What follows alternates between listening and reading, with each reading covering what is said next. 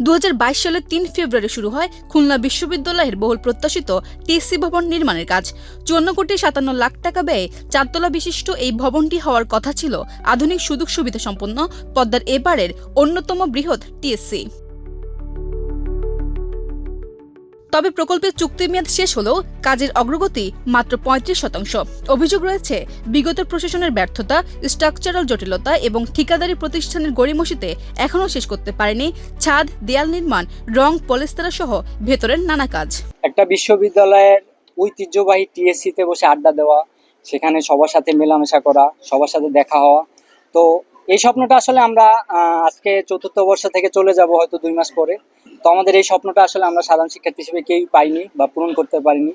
তো এখানে আসলে বলবো যে আমাদের শুধুমাত্র খুলনা বিশ্ববিদ্যালয়ের প্রশাসনের ব্যর্থতা এমনটাই না, বাংলাদেশে যতগুলো সরকারি কাজ চলে বা যেখানে চলে না কেন সব জায়গায় একটা ধীর গতির একটা স্বভাব বাংলাদেশে থেকেই গেছে। আমরা যতই সংস্কার করি না কেন, যাই করি না কেন, সেই পুরানো যে কালচার বা পুরানো যে সংস্কৃতি যে একটা সরকারি কাজ হবে, সেখানে দিনকে দিন টাকা যাবে বা কোনো তার বাস্তবায়ন আমরা সচরাচর পাই না। যে কাজটা 2 থেকে 3 বছর হওয়ার কথা সেটা সবসময় 8-9 বছর বা 7 বছরের বেশি সময় নিয়ে করে থাকে। তো খুলনা বিশ্ববিদ্যালয় আসলে একটি অরাজনৈতিক বিশ্ববিদ্যালয় হওয়া সত্ত্বেও তারাও এটার ব্যতিক্রমে যায় নাই। যখনই সরকার থেকে এটা প্রস্তাবনা হয়েছে, আই থিঙ্ক আমাদের এটা 2024 সালের ডিসেম্বর মাসে এটা আমাদের একদম পূর্ণাঙ্গ রূপে আমাদের সামনে উপস্থাপন করার কথা ছিল, কিন্তু তার আসলে আমরা কোনো বাস্তবায়ন দেখিনি, যেটা আমাদের জন্য খুবই দুঃখজনক। এবং আমরা যে এই একটা টিএসসির মতো জায়গায় পুরো বিশ্ববিদ্যালয়ের সাধারণ শিক্ষার্থীটা একসাথে না হওয়ার যে আক্ষেপ, এটা আমাদের আজীবনই থেকে যাবে। ওদের স্বপ্ন পূরণে পাশে থাকতে পেরে আমরা গর্বিত।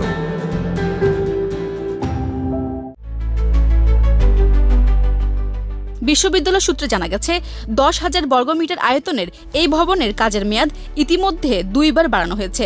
যদিও প্রকল্পটি মার্চ 2024-এ শেষ হওয়ার কথা থাকলেও এখনো প্রায় 3/4 কাজ বাকি। ঠিকাদারি প্রতিষ্ঠান বলছে সময় লাগবে।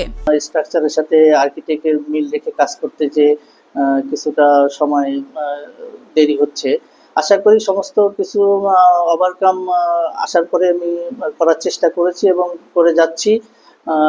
আগামী জানুয়ারি ফেব্রুয়ারির দিকে ইনশাআল্লাহ পুরো স্ট্রাকচার দৃশ্যমান হবে আশা করি। শিক্ষার্থীরা জানান, দ্রুত সম্পন্ন হলে টিএসসি হবে তাদের সাংস্কৃতিক, সামাজিক ও শিক্ষামূলক কর্মকাণ্ডের প্রাণকেন্দ্র। টিএসসি সাধারণত শিক্ষক এবং শিক্ষার্থীদের জন্য প্রাণকেন্দ্র হিসেবে থাকে। আমরা যখন প্রথম বিশ্ববিদ্যালয়ে আসি 2021 সাল থেকে টিএসসির কাজ শুরু হয় এবং আমরা শুনেছিলাম যে 2024 সাল নাগাদ এর কাজ শেষ হবে, কিন্তু আমরা দেখতে পাচ্ছি যে এখনো এটি নির্মাণাধীন অবস্থায় আছে এবং প্রথম তালার কাজও এখনো শেষ হয়নি। এদিকে বিশ্ববিদ্যালয় প্রশাসন জানিয়েছে, সব জটিলতা নিরসন করে দ্রুত সময়ের মধ্যেই টিএসসি ভবনের কাজ সম্পন্ন করার পরিকল্পনা নেওয়া হয়েছে।